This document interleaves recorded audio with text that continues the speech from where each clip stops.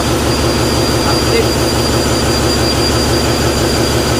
So, itong mobile na repair device, magklase ko yung connection niya, magklase kasi ito siya ng mga jalong trip na ito. Pero kung maliit lang siya rin.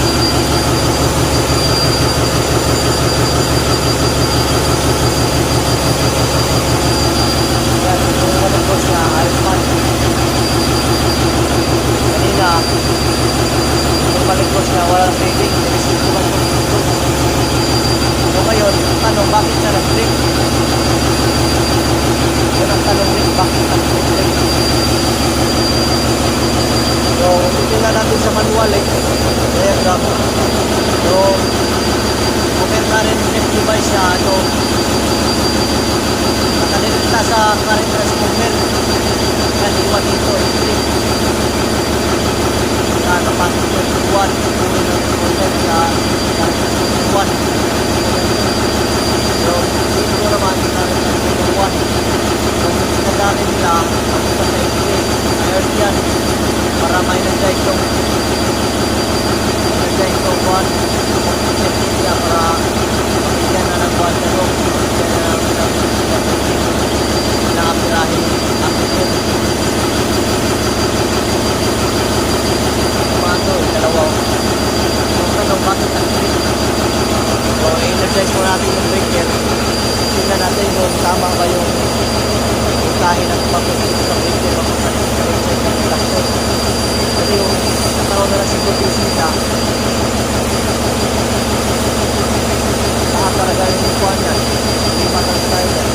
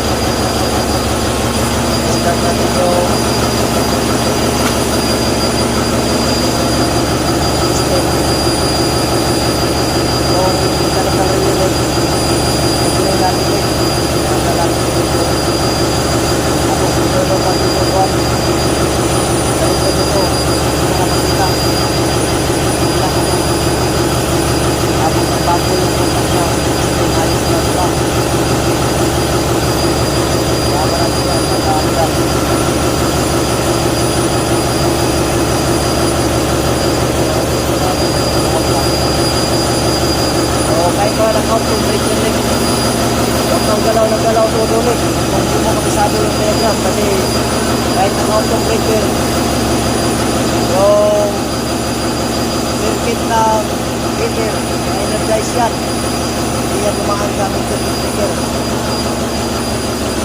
At ngayon, sinugaling ako ito kapagkuhan dyan kayo hawak ng hawak kahit naka-auto breaker yan, kaya hindi yan dumaan dito ng kaya dito mapunta sa breaker ng motor. Ano, ito yung breaker mo ito, kaya dumaan sa natin so kung hawakan mo yung F67 kaya naka-auto pusa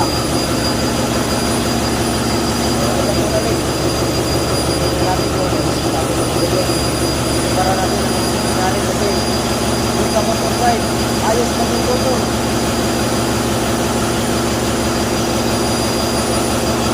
So, ito muna. Kaya natin sisipin na i-start natin tapos. Testing namin yung guan. Sik, i-testing natin yung guan, Sik. Huh? We test the number 1 chip because Yes. I found the overload relay in this kind of connection is different from the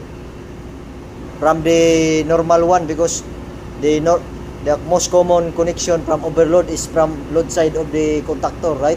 Yes. But this one, the overload power line came from the current transformer 1 and current transformer 2.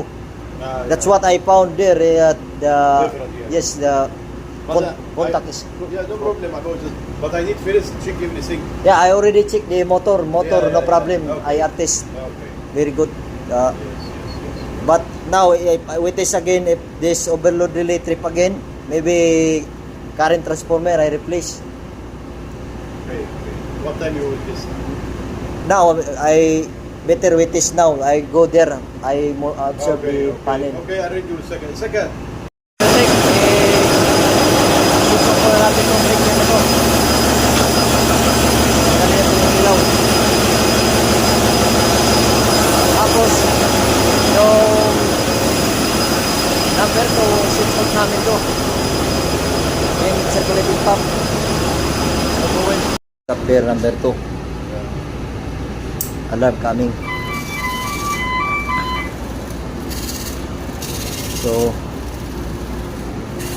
So we need to communicate, sir, or I will start there. Okay. I start there, or What you like? I will send it's you better here. We Okay. start in remote. Then you call me before you start because I will monitor the contactor. How to be cheap. Yes, I have a B-chip there. Channel 14. Channel 14. We communicate. So yun, Nick. I-start nila doon sa remote. Engineer, electrician.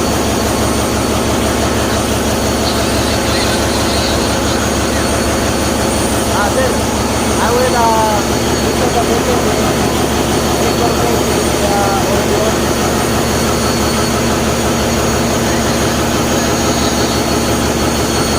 Kita moment, sir, I will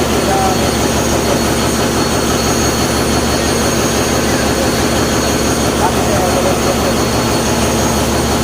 So, yan, Rick. Maraming po. So, dapat, Rick, yun na yung under, Rick. Itong MCM, saka IMCS, saka MCM. Sunod, bitaw yung MCM, bitaw yung MCM. Under yung MCD, under yung MCM. So, yun, for sure, titignan natin dito. Dapat bitaw yung kulay ko. Engineer, electrician, sir.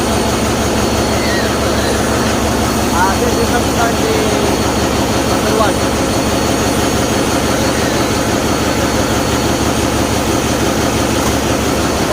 Mana yung mana yung CD saka CD. So after 15 cards, yung sabihin mana yung 1, 3. After 15 cards, dapat mag-iisip yung button. Mechanical relay na tanggalin mo yung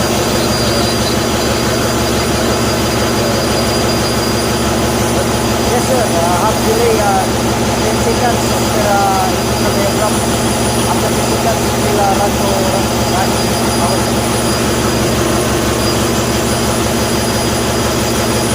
Yan, pagka mo yan. Wala na yung motor. After 10 seconds, ito yung LCD. Kapasok na yung LCD. Sila.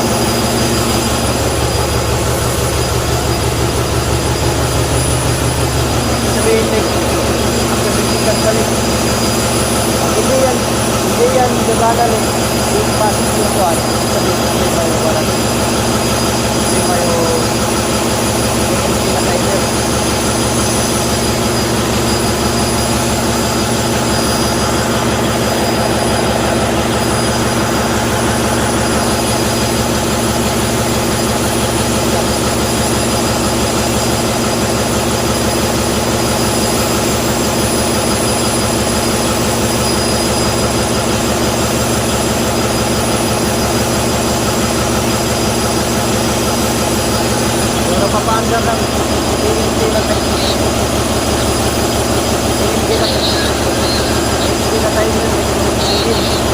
dahil pumasok na yung EGM, dapat ang pagkikita ngayon, kasi ngayon, kasi wala na yung magunaanan,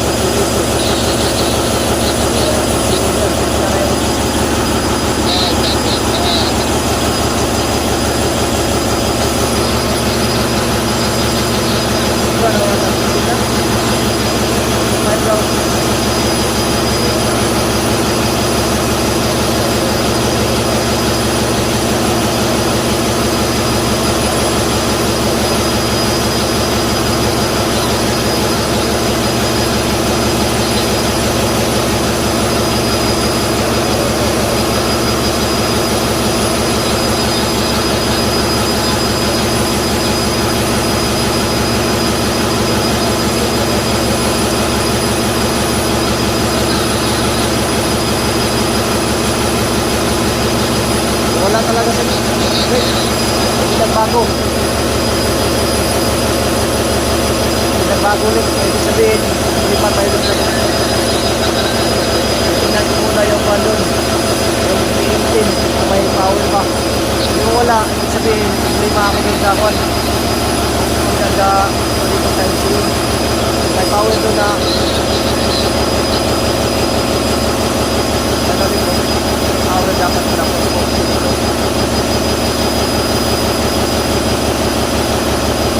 Tingnan ko dito yung pintin kung meron na siya power na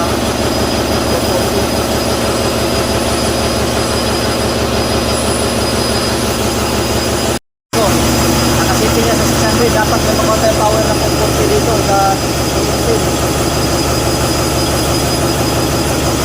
O yan, meron na nakuha 440.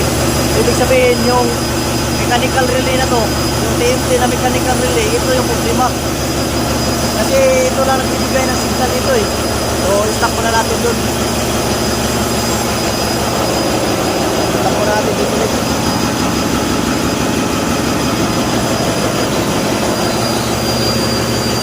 There, right there. There, right there.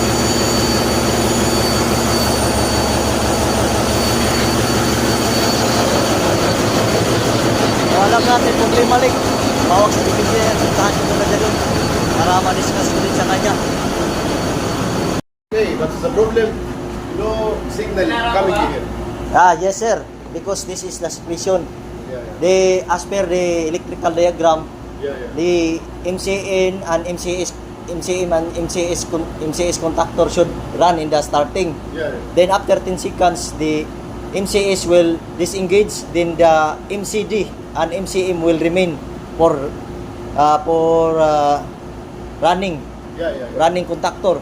So the problem there, this MCS and MCM did not interchange because normally this one MCM and MCD should interchange. But the problem there, the one that controls the MCD and MCM interchange is the timer. So I check the timer, have power. So I will replace the timer because the timer should interchange. But now I think normal now. Yeah, it's normal, but that the problem before, that's why the overcurrent protection relay trip because the running contactor didn't. I will change the timer. Only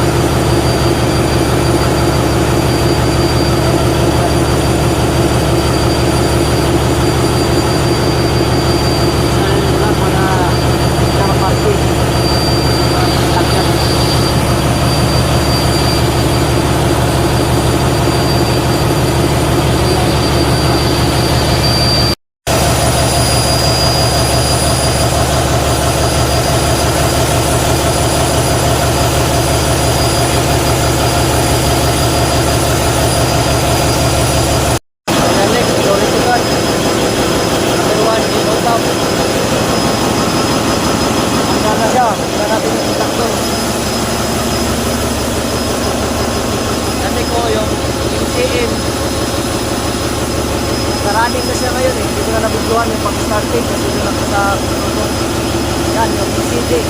Yung CS, bumitaw na. Ilaw na yung timer doon. Na yung mechanical timer, ayos na. Paano na. O, yung brake, ayos na rin. Yung problema rin, yung mechanical timer doon. Wala problema rin. Yung problema rin sa main engine, yellow pump, number 1. Yan yung problema. So, like, yung sinasabi ko like na mechanical timer, itong engine. Kasi dapat itong engine, like, yung nga sa sinabi ko kanina, discuss ko, yun, dapat may nag-guys yung gusto naglalaro sa MCD sa MCD. So, okay, ayos na rin. So, yun.